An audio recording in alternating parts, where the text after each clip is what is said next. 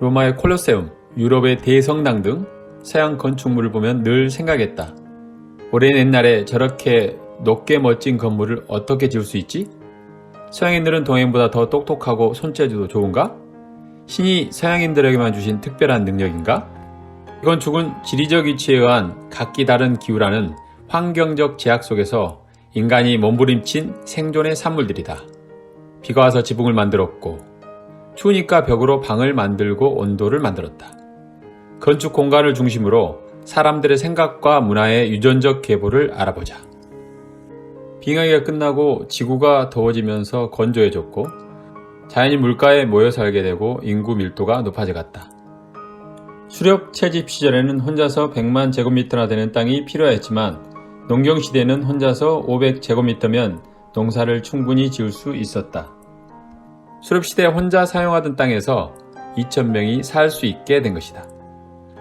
사냥물과 달리 저장 가능한 곡식은 부를 축적하고 사회계층을 만들었다.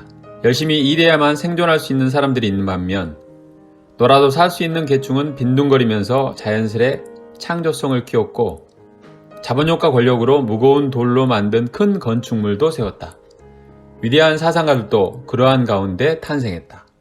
세계의 문화 권역은 크게 벼농사지역과 밀농사지역으로 나누어진다. 이 둘을 나눈 기준은 연강수량 1000mm이다. 연강수량이 1000mm 이상이면 벼농사, 1000mm 이하면 밀농사를 짓는다. 비가 많이 오는 벼농사 지역은 물을 다스리는 치수사업이 필요하고 여러 명이 힘을 합쳐서 하는 방식이 필요하다. 자연스럽게 집단의식과 관계 중심의 문화가 형성된다. 하지만 밀농사는 혼자서 씨를 뿌리고 다니면 되고 치수를 위한 대형 토목공사도 필요 없다. 개인주의가 강하게 발달할 수밖에 없었다. 강수량이라는 기후 차이는 건축 디자인의 차이를 만들었다. 비가 적게 오는 서양의 땅은 단단하다. 그래서 무겁고 단단한 돌이나 벽돌로 축조한 벽으로 지붕을 받치는 벽중심 건축을 했다. 반면 비가 많이 오는 동양은 땅이 물러지기 때문에 무거운 벽이 아닌 가벼운 나무 기둥으로 지붕을 받치는 기둥중심 건축을 했다. 인간의 건축에는 1차적으로 건축물이라는 물체를 만드는 것이지만 최종 목적은 인간이 사용할 수 있는 빈 공간을 만들기 위한 것이다.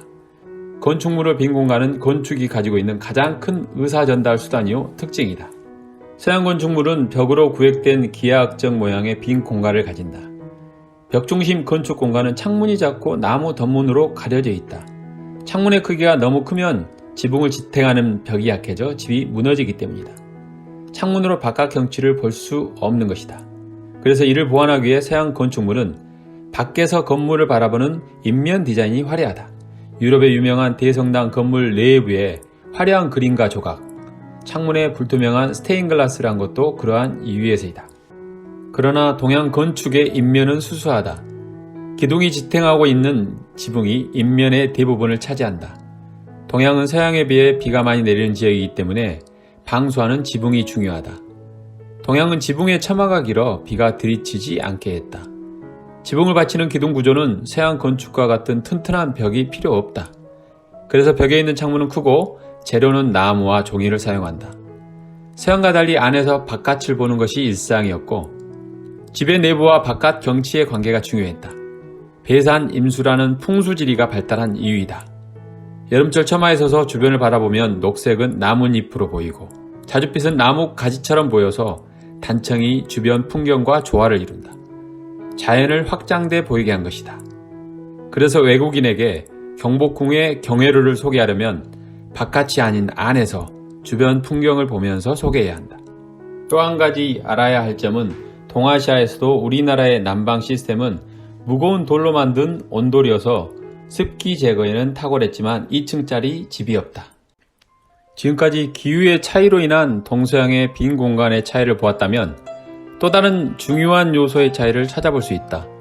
서양 건축의 중요한 요소는 기하학과 일방향의 대칭성 적용이다. 이집트에서 발달한 수학과 기하학이 서양 문화의 원류인 그리스로 전파되었기 때문이다.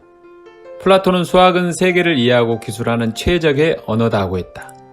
또한 그는 원자가 정사각형이나 정삼각형 같은 기하학이라고 믿었다.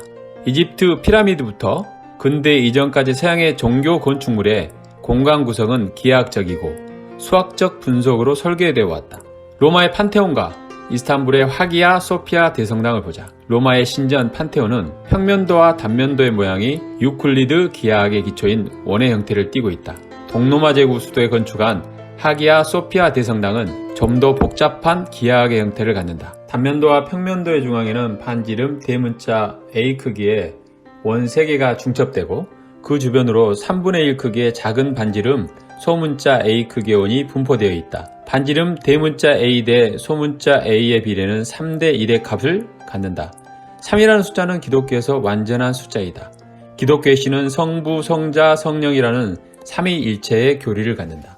이와 같이 서양 건축은 기하학과 종교적 신성을 바탕으로 하지만 동양색의 중요한 가치관은 관계와 비움이다. 변홍사 사회의 공동체에서는 튀지 않게 하는 행동, 즉 관계 중심의 문화이다. 효도, 부모와 자녀라는 두 사람 간의 상대적 관계에 기반을 둔다. 서양과 달리 이러한 상대주의적 관계 중심 문화의 패러다임은 일방향의 좌우대칭이 아닌 주변 환경에 어울리는 다방향성이고 비대칭이다. 경복궁과 도산소원, 각종 성들이 그렇듯이 자연 발생적인 형태로 증식하듯이 평면이 구성되어 있다. 동양에서 비움은 창조의 시작이다. 불교의 석가모니는 마음을 비움으로써 열반의 경지에 이른다고 한다. 노자는 진흙을 이겨서 질그릇을 만든다. 그러나 그 내면에 아무것도 없는 빈 부분이 있기 때문에 그릇으로서 구실을 할 수 있는 것이라고 한다. 노자의 생각은 선의 정원에 잘 나타나 있다. 나무로 가득 찬 정원이 아닌 비어있는 공간으로 디자인되어 있다. 모래밭의 줄무늬는 파도를, 바위는 섬을 상징한다. 바다의 파도는 움직이지만 정원의 줄무늬는 움직이지 않는다. 선의 정원은 시간이 정지되며 동시에 영원히 시작되는 공간이다. 반면 서양에서는 비움의 숫자인 0을 인정하지 않았다. 신에 의해서 창조된 세상에 비움은 있을 수 없다고 생각했다. 0은 무신론으로 여겼고 신성모독으로 치부됐다. 동서양 사상적 원리의 차이는 빈 공간의 진화 방향을 전혀 다르게 만들었다. 자연 환경이라는 부모는 사람의 생각과 건축 공간이라는 두 명의 자식을 낳았다.